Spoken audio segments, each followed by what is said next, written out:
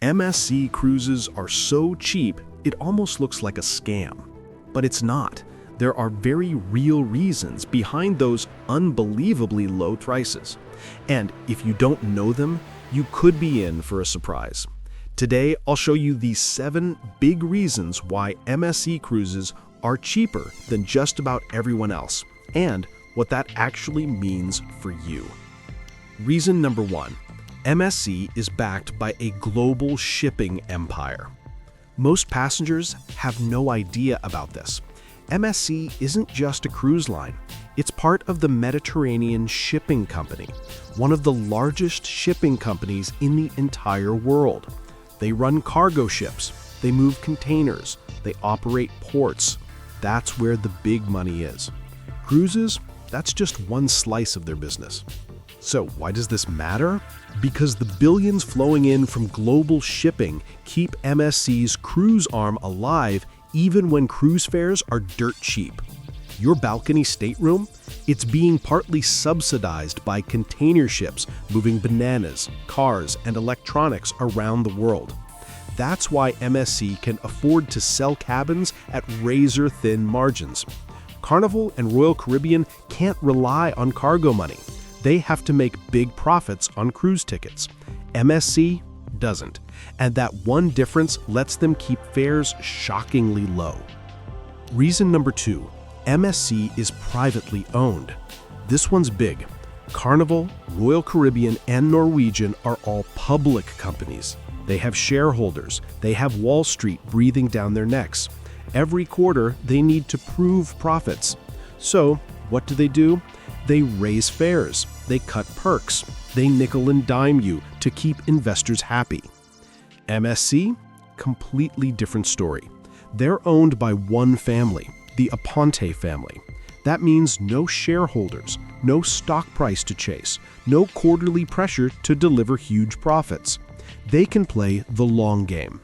If MSC wants to run cruises at break-even for years just to steal passengers from Carnival and Royal Caribbean, they can. They don't need to explain it to Wall Street. That freedom to ignore short-term profits is exactly why you see fares so low. MSC can think in decades. Everyone else is thinking about the next 3 months. Reason number 3. Aggressive expansion in the US market. Here's the thing.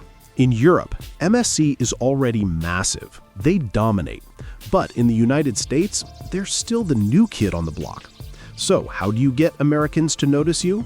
Simple. You make your prices so low that people can't ignore them. Imagine this. You're shopping for a Caribbean cruise. Carnival is $3,200. Royal Caribbean is $3,800.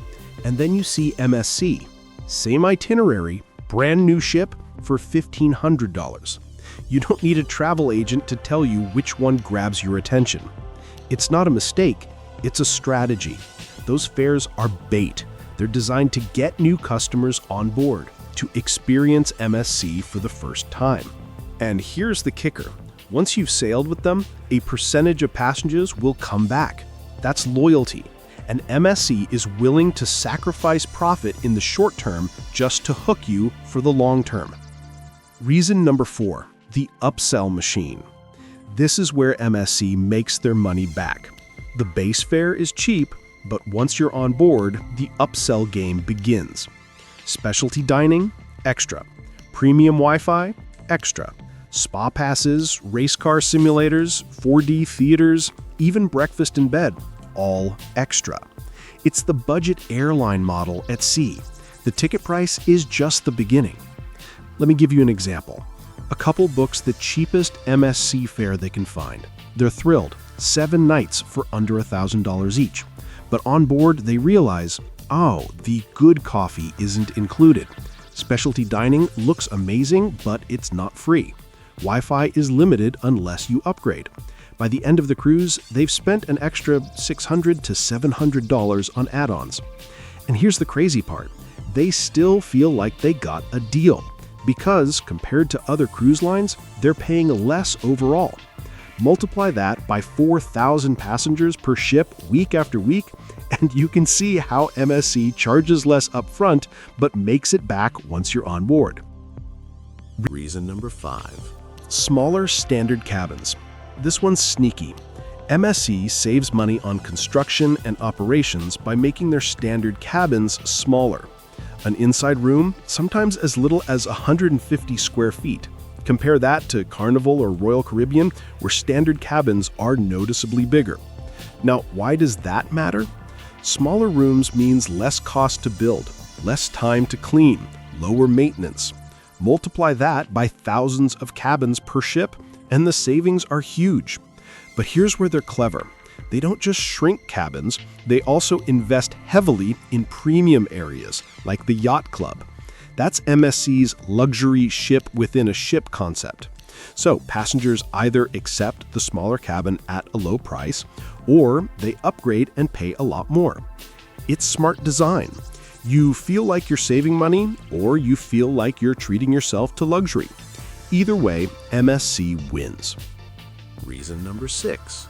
Service and support trade-offs. Now, let's be honest. This is where you'll notice the cutbacks. Onboard, MSC actually has more crew per passenger than Carnival. On paper, that looks amazing. But in reality, service can feel inconsistent. One night, your server's amazing. The next night, you're wondering if the bartender forgot you. And customer service off the ship? Worse. Try calling MSC directly. Good luck. Emails unanswered. Phone calls that drag on forever. That's how they keep overhead costs low. Let me give you a real-world scenario. A passenger has an issue with their booking and calls MSC's customer support. Hours later, still no resolution. Frustrated, they switch to using a travel agent. The travel agent solves it in minutes. That's the workaround many frequent MSC cruisers swear by. Book with a travel agent, not directly with MSC, because the support is, well, not great. This trade-off saves MSC money, but it's one of the reasons fares are so low. Less investment in customer service means more savings passed to you. Reason number 7. A European-style product. This is the biggest and, honestly, the most important reason MSC feels so cheap. MSC is a European cruise line at its core. That means everything, from the food to the entertainment to the vibe, feels more Mediterranean than American. The food, pizza, pasta, seafood, pastries, really good Italian dishes. But if you're expecting 24/7 cheeseburgers and barbecue like on Carnival, you'll be disappointed. The entertainment? It's shorter shows, sometimes quirky, sometimes a little strange if you're used to Broadway-style productions.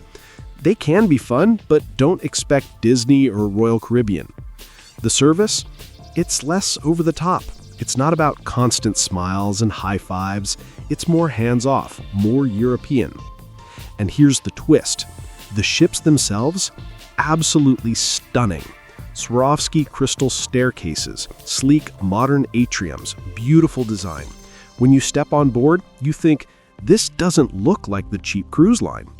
But expectations matter. If you know what you're signing up for, you'll walk away impressed. If you expect Royal Caribbean polish for half the price, you'll probably leave frustrated. This cultural difference is one of the biggest reasons MSC keeps costs down. They're not trying to be American-style cruising. They're doing their own thing, and that's why their prices stay low. So here's the truth. MSC Cruises are cheap because they're backed by a shipping empire, privately owned, expanding aggressively, upselling onboard, cutting costs with smaller cabins, trimming customer service, and offering a European-style product that doesn't always match American expectations. Cheap doesn't mean bad, but it does mean different. If you set your expectations right, you could score one of the best cruise deals of your life. So, what do you think? Would you cruise MSC for the savings, or pay double for a more familiar brand? Let me know in the comments. And if you found this helpful, hit like, subscribe, and I'll see you on board.